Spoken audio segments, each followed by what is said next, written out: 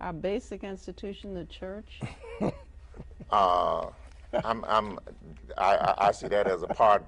The church is a cult misoriented. I see that as a part of the problem Sure. and perpetuating the Absolutely. problem. So I don't see, from my studying of the condition of our people, But I that's think where that you we're in. find, you will find more of our people in a church building than you will in a university. More women, not necessarily men. Well, the you may have men to are target it. anywhere. They're not in Yeah. the university and they're not in the church either.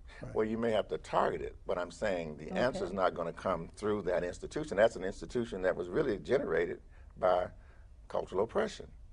I mean, we adopted the religious systems that we operate under now on the plantation en masse.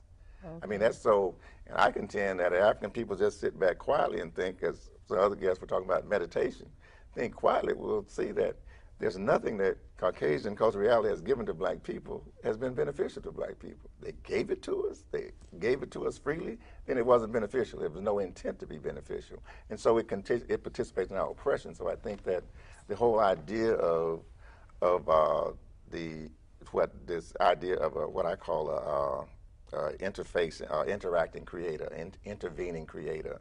That means we sit back and wait in some other force, some spiritual force is going to come and save us or whatever. So we don't use this frontal lobe gift that the creative force gave us to transform our world and to create the world that we want. And so I'm saying those things, they immobilize us, those systems, those religious systems, they seem to have so far. And so I don't see that as the answer. I didn't see it as an answer. I mean, the but I just thought HBCUs are maybe, there. I mean, they're there too. If you talk about existing institutions, they're there too. Okay. But they're trying to duplicate whatever they imagine Harvard is doing and Stanford is doing. They're not trying to create new ideas and create new ideas about what education means and should mean for African people. So I think that existing institutions are obviously a part of the process of cultural misorientation. Okay. Because the white supremacist system wouldn't allow them to exist if they were not contributing they maintain the status quo. Absolutely. Right.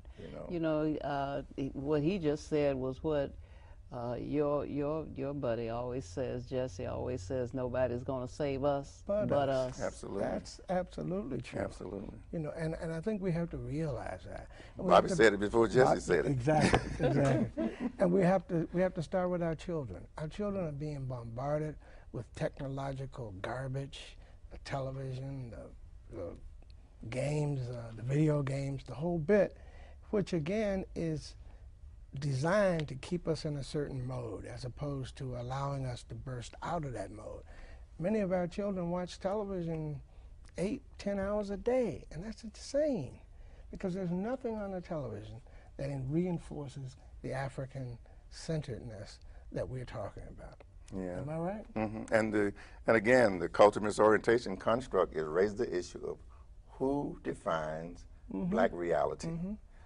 Does black people define it in their own interests, in their own image and interests, or toward their own affirmation, or is it defined by this external anti-black energy, anti-African force called racial cultural oppression? And so it raised the issue that we have to control, we have to define our own reality, we have to control our own reality. And so it charges us to, if we're going to have an institution in our community, then it must become under the control of what Bobby called the black social theory and what I call African cultural reality. It must come under that control. Otherwise, it is not an African-centered institution. It will not lead to the affirmation and empowerment of our people. So it's a battle. It's a war. It's a, Baba Jake used to call it the Civil War. He said, first of all, we got to have a civil war before we can have the war. So we have to root out, the Eurocentrism, or I call it Caucasianism, inside of us, so that we can begin to assert what is naturally in us, what is it's suppressing, and so we need African-centered information to begin to call forth that. Absolutely, to call forth that which is natural to us. And you can't go into battle without arms. That's right. So we gotta control institutions. There's no way around it. There's no way around it. But we may have to do it incrementally, begin it, but certainly we must do it. And we need these psychologists on board. Now we're still waging war inside. We got the Civil War going on inside. Bobby was leading it when he was alive inside the ABPSI, or the Association of Black Psychologists. And so that war is still continuing. We're fighting for the mind of the psychologists so they can then go out and lead this the psychological liberation movement. Lord have mercy. Well, okay. that's a reality in every profession. Sure. Amongst political scientists, we have I this know it. distorted I know it. notion of Yeah, reality. I know it. Educators Sociologists, are, education. educators the whole, are supremely bit. guilty of this. Exactly. You know. Exactly. And they are well-intentioned, and that's the saddest part. Is They are because well-intentioned, they really think Yeah. that they're misguided. doing good. They're missionaries. Yeah. They've been sent out into the colonies to civilize savages.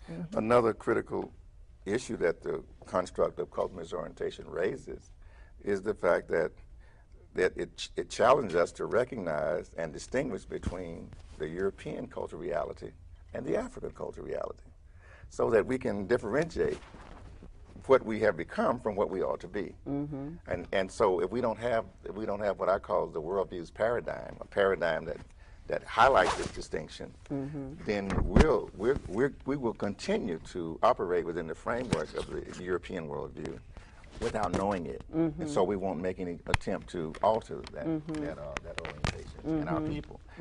And so I think that again, this construct is broadly applicable, as you can see, because it raised the issue that if we're internalizing the wrong cultural reality, that it implies, by implication, there is a right or correct cultural reality out there, and we have to discover it, and and So the assumption has to be there. yes, The assumption, and that Right. the hardest part for us is the assumption. First of all, you got to assume that there's something amiss.